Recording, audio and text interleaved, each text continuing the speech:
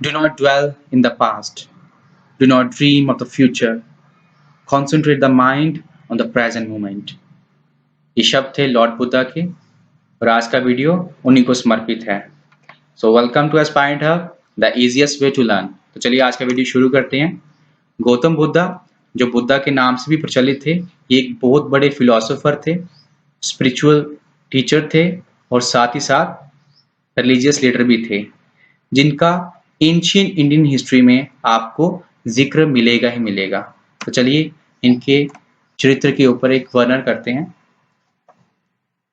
Buddhism का जो स्थापना है वो गौतम बुद्धा ने किया था। ये साके मुनि और तथागत के नाम से भी प्रचलित थे, बट असल में इनका नाम सिद्धार्थ था। इनका जन्म 563 बीसी में हुआ था। बीसी का मतलब होता है बिफोर क्राइस्ट। ऐसा माना जाता है कि जीसस क्राइस्ट के जन्म से पहले जो भी समय होता है उसको बिफोर क्राइस्ट के नाम से जाना जाता है, और उनके जन्म के बाद का जो समय है उसको एडी के नाम से जाना जाता है, जिसका मतलब एनो डोमिनी होता है। इसलिए आज का जो समय है वो एडी में चल रहा है, 2020 एडी। गौतम बुद्धा का जन्म जो है वो लुम्बिनी जगह में हुआ था, जो आज के टाइम पे नेपाल में है। इनका जन्म साके ट्राइब में हुआ था। मीन्स इनके जो पिताजी थे ये उस वक्त के मतलब इनके जो पिताजी हैं वो उस वक्त के राजा थे इस ट्राइब के, तो ये उस वक्त के प्रिंस थे इस ट्राइब के।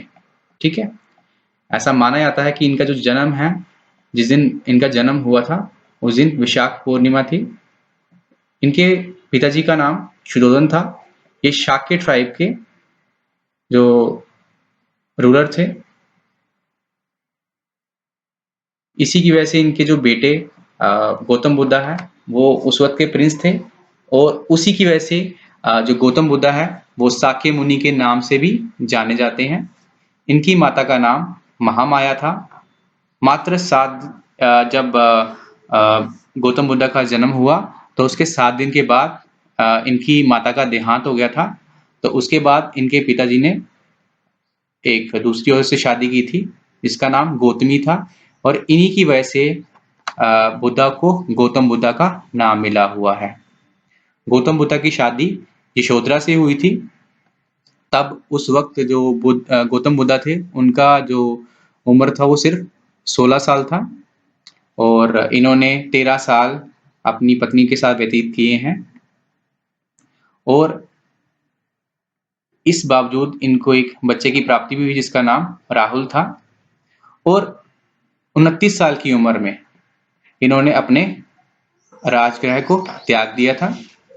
उसकी वजह इन्होंने 4 ऐसे दृश्य देखे थे जिसकी वजह से बिल्कुल डर गए थे, जिनमें से इन्होंने एक बूढ़े व्यक्ति को देखा जिसे डर गए कि शायद मैं भी बूढ़ा हो जाऊंगा या पूरी दुनिया बूढ़ी हो जाती है, कोई भी इस दुनिया में हमेशा यौवन अवस्था में नहीं रहता है। उसके बाद इन्होंने देखा एक बीमार व्यक्ति को, दुखों से भरपूर। उसके बाद इन्होंने देखा किसी एक मृत शरीर को, और उसके बाद बहुत सारे ऐसे गरीबी को देखा जिसकी वजह से डर गए, और उन्होंने डिसाइड किया कि मैं अपने घर बार को त्याग दूंगा और सत्य की खोज पे निकल जाऊंगा। सत्य की खोज को ही हम इंग्लिश में एनलाइटमेंट कहेंगे। तो उसी के लिए इन्होंने 29 साल की उम्र में अपने घर बार को त्याग दिया, निर्वाणा की खोज में निकल गए। 35 साल की उम्र में उरुवेला जगह के नाम, जहां जो आज के नाम पे बुद्ध गया के नाम से जानी जाती है, एक पीपल के ट्री के नीचे बैठ के, जो एक उनके बगल में ही जो पीपल का ट्री था उसके बगल में ही एक नदी बहती है, इसका नाम रंजन है, जिसको फल्गु नदी के नाम से जाना जाता है। 49 दिन लगातार मेडिटेशन करने के बाद इनको एनलाइटमेंट की प्राप्ति हुई, सत्य की प्राप्ति हुई। इसी मेडिटेशन की वजह से इनको मेडिटेटर के नाम से भी जाना जाता है। इन्होंने पहला अपना जो भाषण था, जिसको सरमन भी कहते हैं, वो धर्म चक्र के ऊपर आधारित था। धर्म चक्र परिवर्तन जो इन्होंने दिया था सरनाथ में, और उनके पास इस वक्त मात्र 5 शिष्य थे। इनका देहांत 80 साल की उम्र में 483 बीसी कुशीनगर में हुआ था, जो उत्तर प्रदेश में पड़ता है। और उत्तर प्रदेश आपको पता ही है कि इंडिया में पड़ता है। चलिए अब जानते हैं बुद्धा। ऐसा माना जाता है कि बुद्धिज्म कोई धर्म नहीं है बल्कि एक फिलॉसफी है जो आपके दुख में जीवन को सत्य का मार्ग प्रदान करती है और आपको मुक्ति के द्वार पे ले जाती है।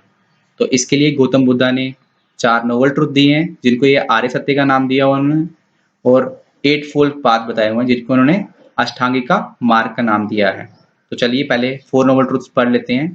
पहले उन्होंने बताया the world is full of sorrow, कि ये जो पूरा संसार है दुखों से भरा हुआ, जिसको इन्होंने कहा सवम दुखम। Next, the cause of sorrow is desire, दुख क्यों है? क्योंकि हम इच्छा करते हैं। द्वादेश निदान, जिसको उन्होंने अपने श्लोकों में लिखा है। Next, if desire are conquered all sorrows can be removes, अगर हम अपनी इच्छाओं को खत्म कर दें, जब उनके ऊपर काबू पा लें, तो हम दुखों को भी खत्म कर सकते हैं, जिसको इन्होंने निर्वाणा को नाम दिया। तो इसी निर्वाणा की वजह से बहुत सारे लोग इनको मानते हैं। और लास्ट है this can be achieve by following the 8 fold path, जिसको अष्टांगिका मार्ग का नाम दिया। मतलब अगर आपको इन सभी के ऊपर काबू पाना है, अपने दुखों के ऊपर या अपनी इच्छाओं के ऊपर, तो आपको अष्टांग का मार्ग का प्रस्थान करना होगा। तो चलिए इनके बारे में जान लेते हैं कि 8 फोल्ड पाथ क्या है।